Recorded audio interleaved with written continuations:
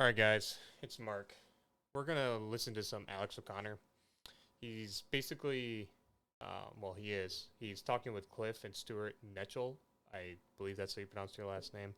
I've seen some of their stuff on YouTube, some of their videos and everything, and they're father son Christian. Um,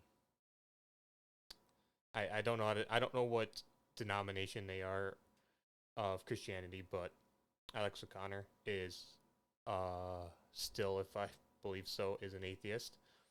Not a nihilist, but kind of. I don't want to put that title on him, but I will put atheist on his title because he does claim that.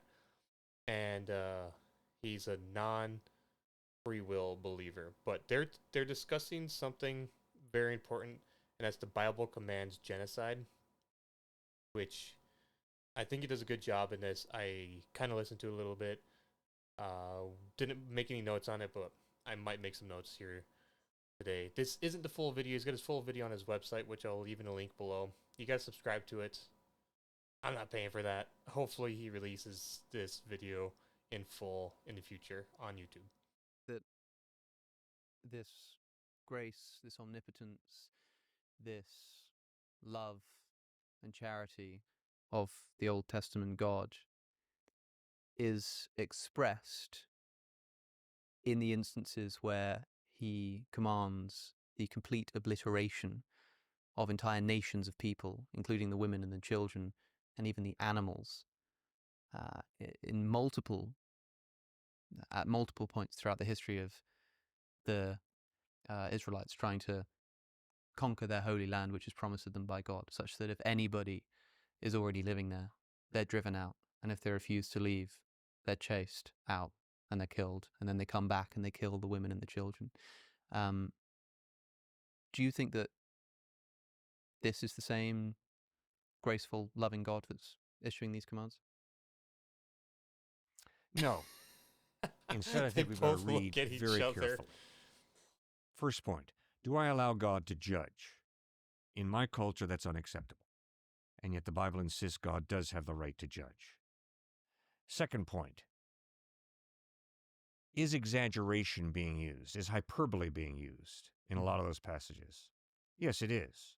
Because clearly, obviously, many of those people who were supposedly all wiped out appear in the next book. So you know that they weren't all wiped out. Mm-hmm. Thirdly, you look at the archaeological evidence for Jericho and Ai, and you begin to realize those were probably smaller fortresses. Yes, Rahab was in there as a prostitute, but those were really not just sensitive. families and women and children. Those were fortresses that were protecting the families that lived out in the countryside around them. Next point is, I think that there is not the emphasis on individualism in the Old Testament that we have in our culture. Yep. And yet, the more we struggle with through children of alcoholics and realize that there are real consequences that stretch down through the generations. And I think the Old Testament does present a picture that we are more interconnected than we as American individualists would like to admit. And when God judges a people group, yes, some innocent people are swept along in the judgment. And that bugs me. I don't like that. And yet, that is part of, I think, what the Bible is talking about when it says we're created in the image of God, meaning that we do have free will, which means there are consequences to my decisions that affect my children, that affect my grandchildren. We're more interconnected than we would like to admit. So no, those children are not being punished for anything they did wrong. But yes, they're born into a cursed, messed up world, and there are consequences to that. I mean, I benefited from going to Davidson College, and a lot of people sacrificed to put Davidson together. You benefited from going to Oxford University, and there are a lot of people who have, over many years, given sacrificially to build that. So there are real consequences that stretch down through the generations of our decisions. And also, the Bible never says that those children and all those people go to eternity separate from God. I'm convinced that we will see those. He's kind of rambling here to make a point, not filibustering, but he's just rambling to try to make his point more valid. One thing that Christians like to do is they will take, and they do it a lot with the Old Testament. Not that they don't do it with the New Testament, but the Old Testament, the Hebrew books, Bibles, the Torah, and the two other books that make up the Old Testament. Or groups of books. Not a religious expert. Like religion. Done a lot of research on religion. Can't remember everything. Terrible memory. Should write more stuff down. But anyways, what a lot of Christians like to do is take certain portions of the Bible as a whole, the Holy Bible as a whole, and say this isn't literal and this is literal. I don't know still to this day what is and isn't literal. Because everybody takes different things differently. Now, there's a lot of scholars that say that religious scholars that are religious, believe in God, say that these portions of the Bible are kind of made up stories that God told them to do that. I should say made up, but they did do that. They did genocide or kill off a bunch of people. And then said, God told us to do it, sort of thing. But God really didn't tell them to do that. They were just... I can't remember what it's called, but there's a couple of scholars out there that say that. I can't remember their names. But that is something that I've heard. Take that with a grain of salt, I guess. Take everything I say with a grain of salt because, whatever. Those children in heaven, if they were killed before an age of accountability. So the justice of God will ultimately triumph. Yeah. But do I have problems with the text? Yes, of course I have problems with the text. I don't understand it exactly. I don't understand what God is doing exactly there, why he says that kind of thing. But I'm also convinced that hyperbole is being used. And I think that's a very important thing. For instance, when I was in high school, we used to say, we're going to kill the opposing team that we're going to play that weekend. Not meaning we're literally going to kill them. And the whole idea of, in the Hebrew herem, H-E-R-E-M, of clearing out these people from the promised land. The whole idea that God had given them over 400 years to repent, and they had chosen not to, and now God clears them out. I think it's a complex issue, more complex than the person would allow it to be, who just says, I just can't believe that God would do something like that. I wonder, what kind of instruction had these people been given? Like the people of Ai, the people of Jericho, the Canaanites. I mean, did they have Jewish prophets coming to them and saying, you should repent of your ways? Or were they just sort of expected to work it out on their own? Fascinating question. I'm not sure. I do not know. Obviously, they have That is a phenomenal question that Alex has, and he always has great questions. He's a great thinker in everything. In anything that I've heard that he's willing to talk about, and there's probably some things he's not willing to talk about because he just hasn't either researched it or thought enough about it. But everything that I've heard him discuss, he's really good at coming up with questions. I think so. A lot of philosophy, in my opinion, is a question. Roman law started with questions. If X man does harm to another Y man, so one man does harm to another man, what is the punishment of the first man doing the harm?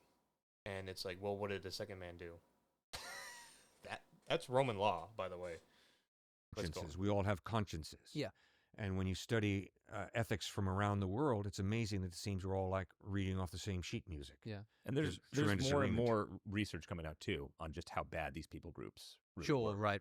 I'm seeing more of this. Child sacrifice. Canaanites, exactly. It just gets worse every year. Right. Like, how bad is it going to get?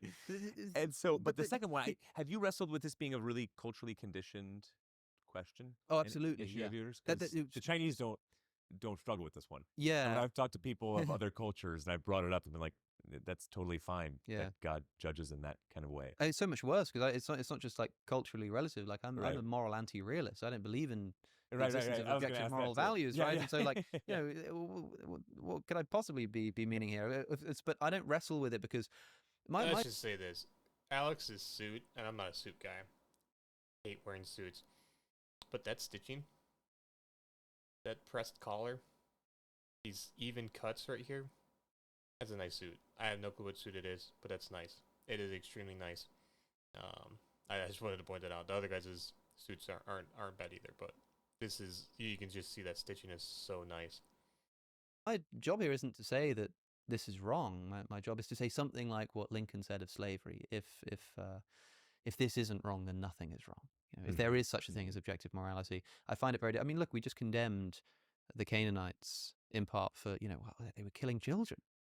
Well, that's exactly what God ordered the Israelites to do when they came into their nation. And we say, okay, well, these people were sinful, idolatrous, and they should have repented. Well, the same is true of the Israelites.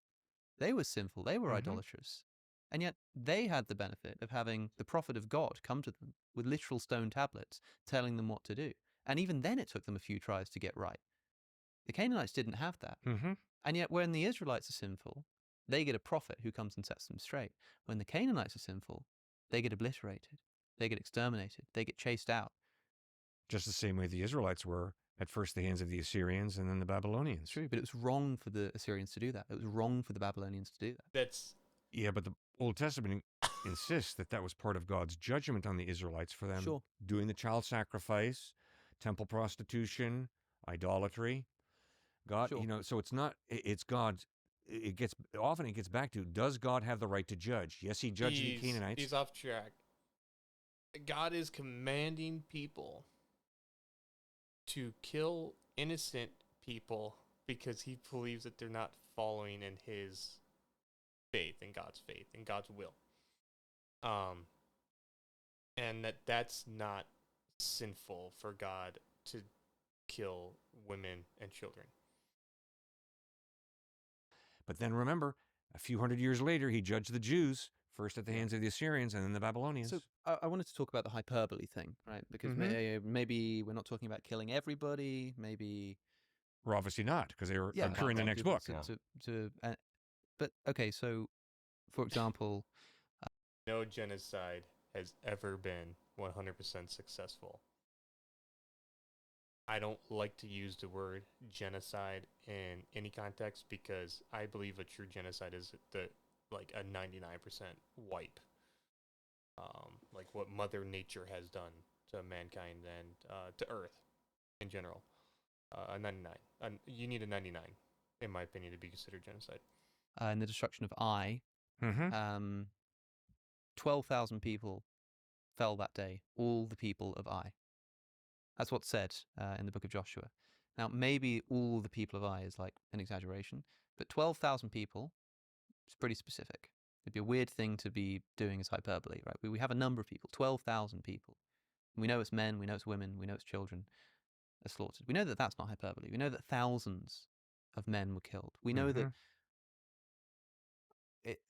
I should quote. I don't want to get this wrong. Perhaps we should look at the text. Yeah. So in Joshua chapter 8, when Israel had finished killing all of the men of Ai in the fields and in the wilderness where they had chased them, and when every one of them had been put to the sword, all of the Israelites returned to Ai and killed those who were in it. 12,000 people fell that day. 12,000 men and women fell that day, all the people of Ai. So we know that women are being killed, non-combatants are being killed. We know that there are thousands of them. We also know that there were people who had left. They'd run into the wilderness. They were out of the promised land, but the Israelites chased after them and then killed them in the wilderness. And it says all of them were put to the sword. Maybe that's an exaggeration. Maybe that some of them ran away. Maybe all of the ones that they captured were put to the sword, but some of them managed to actually run away, and those are the people who show up in the next chapter. But it's only because, for want of trying, that they managed to survive. But maybe it is just hyperbole. But we know that 12,000 people were killed. We know that the Israelites then turned around after killing the fleeing combatants, came back into the city and killed who's left. Well, who's left? The women, the children, the disabled. So even if there's some hyperbole being involved here in terms of the complete destruction, maybe it's not a genocide, but it certainly still seems to be the kind of military practice which, if done today, would see condemnation and a lot more from the United Nations. In 1 Samuel, you could be tried in a world court, basically NATO, Geneva Convention. You kill women and children en masse in today's time. Obviously, the world courts does take into account certain innocent casualties for all conflicts. I mean, Great Britain, World War II, even Russia, was given breaks. Japan was given breaks.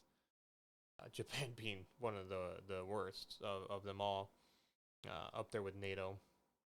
I mean, I don't even think, and this isn't World War II, this is pre-World War II, the Young Turks were given a break, and they're said to be even worse than the Nazis. That's how bad the Young Turks were, so let's just remember that. So, he is correct that we do, like, on a social status, in today's time, especially how media flows, how information gets around the world instantly. Social status, you kind of lose some social points globally if you start mass killing people, innocent people. But history has shown that the World Court, Geneva Convention, NATO don't really, they take into account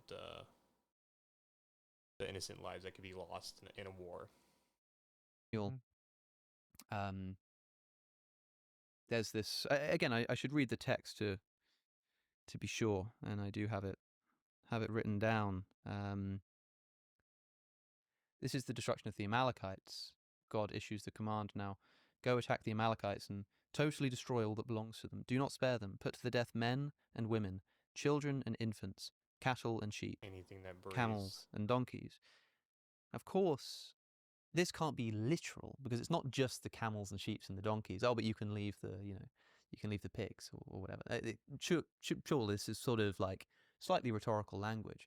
But it's very clear, like, leave alive nothing that breathes. Kill the men, kill the women, kill the animals, kill the cattle.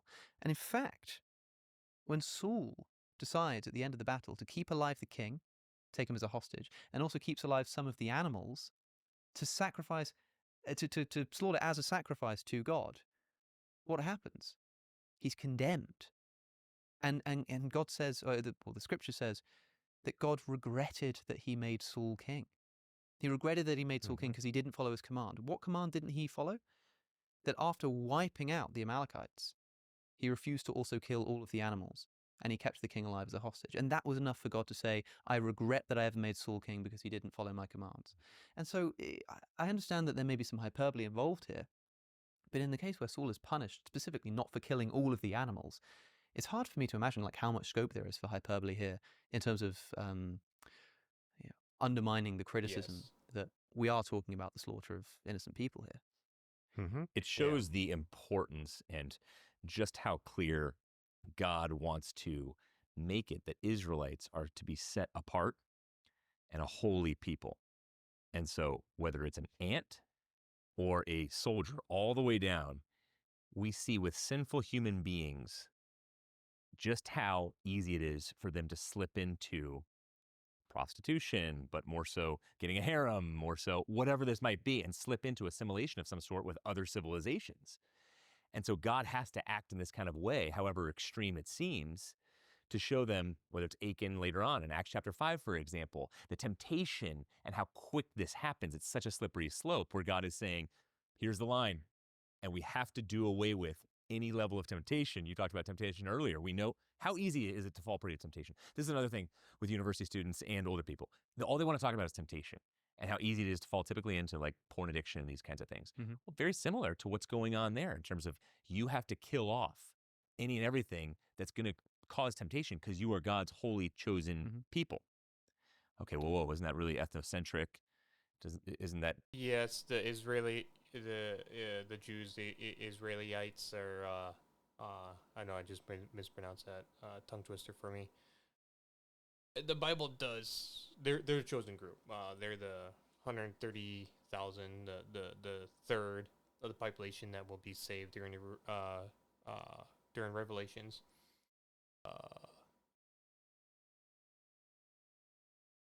Even in their religion, if early Judaism and early Christianity has such a good footprint from where they came from, such a good just one step after another into these religions, Judaism and Christianity.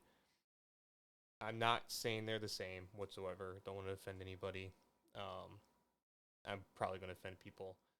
These guys, this father-son duo here, are very smart people.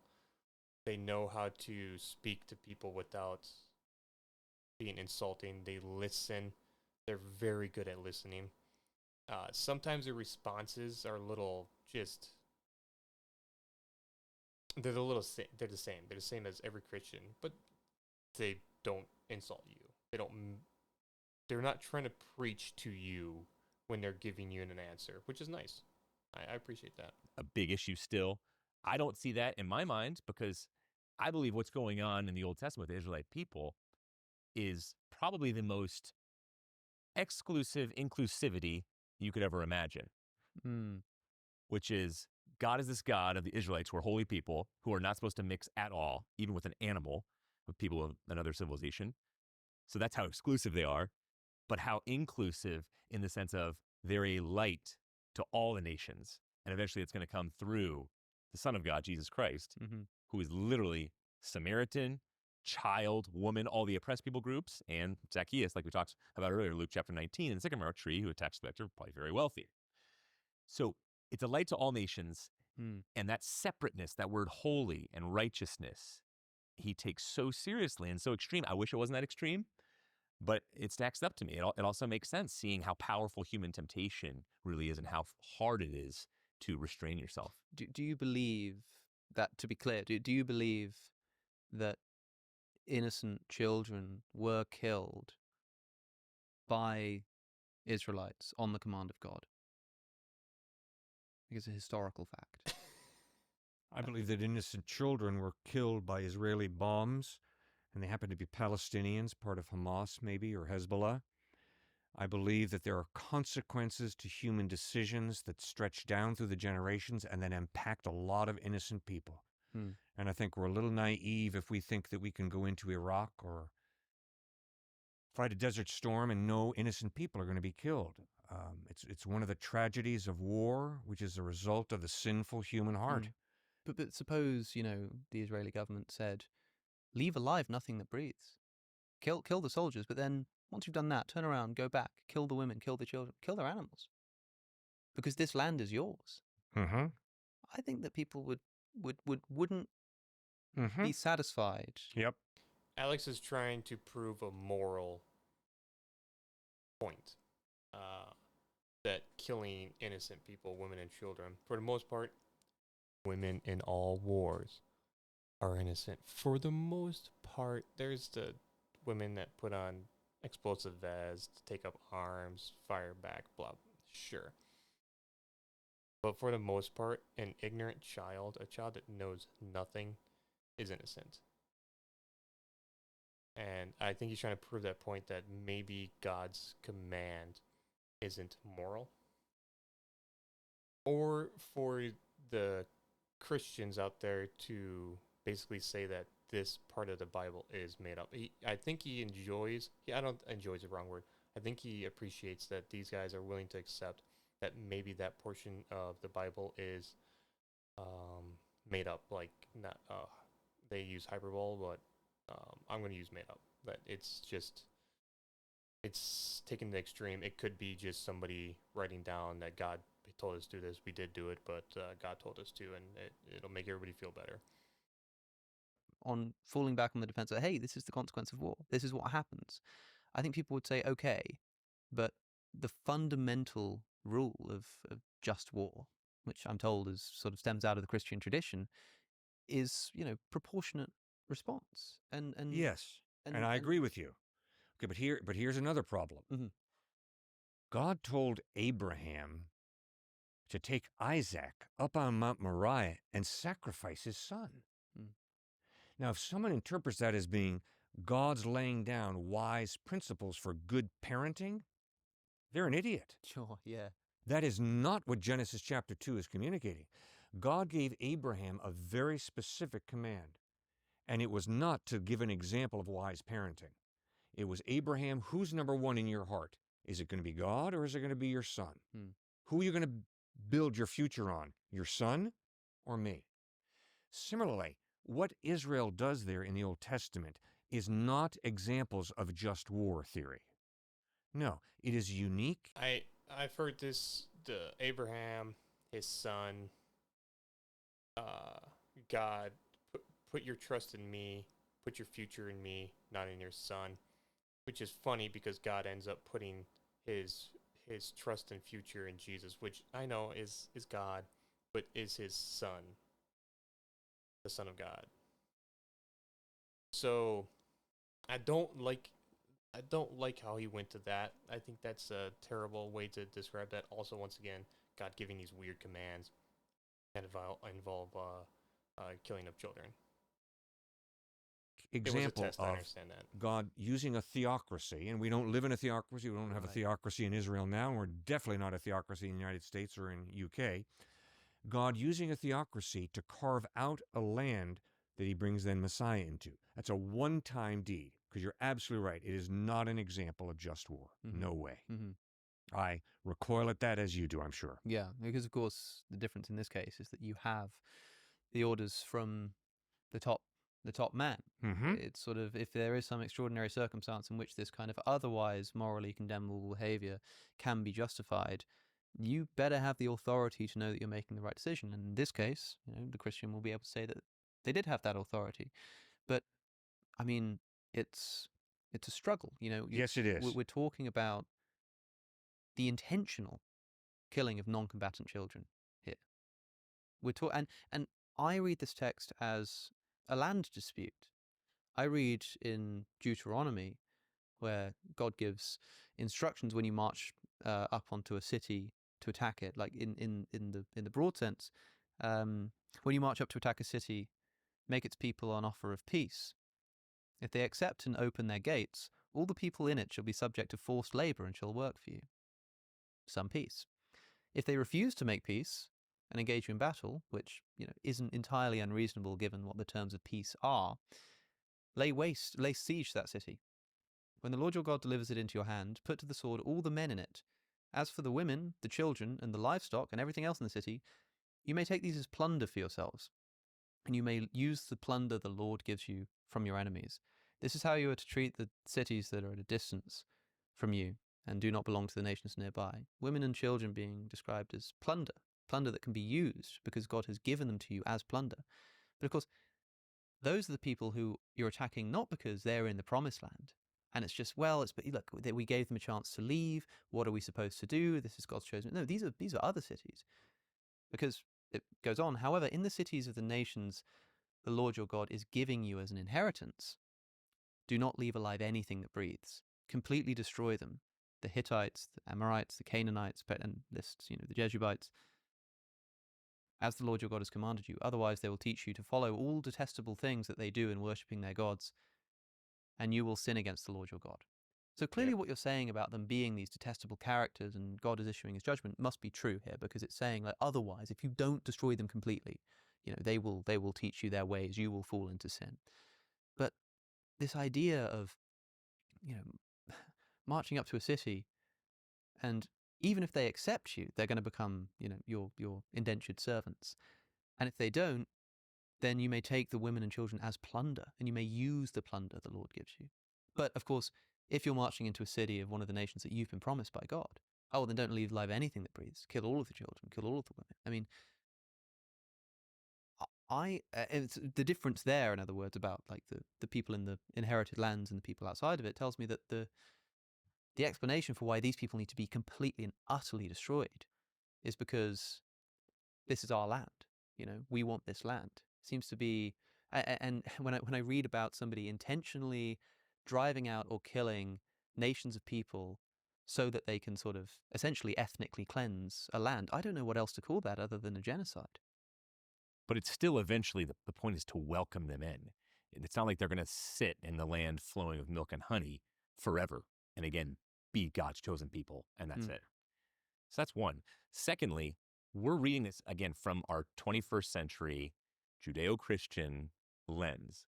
So your outrage and indignation over this is entirely Christian. That's why the Bible is self-critiquing, which I love about it. Thirdly, putting to the sword, even women and children, as messed up as that sounds, many would say that that was actually more gracious in that time period than other civilizations who they're going to get raped the rest of their lives, right? And just horrific things that are unimaginable to us. So that's another really important thing to remember. And then lastly, the one you got to wrestle with is, okay, so in an ancient Near Eastern culture, you're looking for God to act in a very humane kind of way. All right, to what extent? And what extent does free will come into play as well? Not just the evil heart of humankind. Mm-hmm. But how exactly do you want to play God? Because I want to play God too in those passages. But what does that look like? Mm-hmm. What specifically does that look like? Watch the full conversation with Cliff and Stuart by clicking the link on your. I really like that. I wish I could see the full interview and everything like that, the full conversation. He, at the end there, he kind of negated the question, or negated the conversation into a different direction. These are God's commands. These aren't people's commands. These aren't people, the Israelites, giving commands to their soldiers to do this. This is God giving the command. And it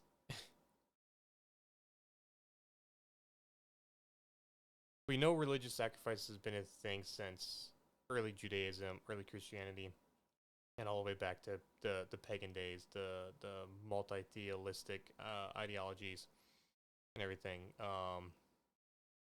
One thing that we do know is we got enough writing on this from northern Africa up to northern Europe and everything on the morality of how we treat each other. So we know that the morals of killing innocent people has always been kind of ingrained in human society. And the question comes, why would God give such a command to people? I guess. Oh, I love how Alex O'Connor gives his questions, gives his statements. Some of them aren't questions. Some of them are statements. Some of them are questions that are statements and everything, which is a good way to do philosophy. Is ask a question that's really a statement and everything. If you like this video, go ahead and comment, like, subscribe, do the usual YouTube stuff. If he releases his full video, I'm definitely probably going to do a video on it because I like Alex O'Connor and I like Cliff and his son. I think they're both good characters. And I think obviously Alex is a good character too, especially for being a reasonable atheist. As those are the words that I'll use for him. A kind atheist. He's not arrogant. He's not rude. He's not trying to disprove your religion by just saying God's not real. And nowhere in this conversation did he say God's not real. And nowhere in this conversation did he try to tell these people that their religion is a lie. He never brought in early Christianity, early Judaism, paganism, none of that stuff to show that, that their religion is basically fluidity of the progressiveness of control of words and format of those words. So, once again, comment, like, subscribe.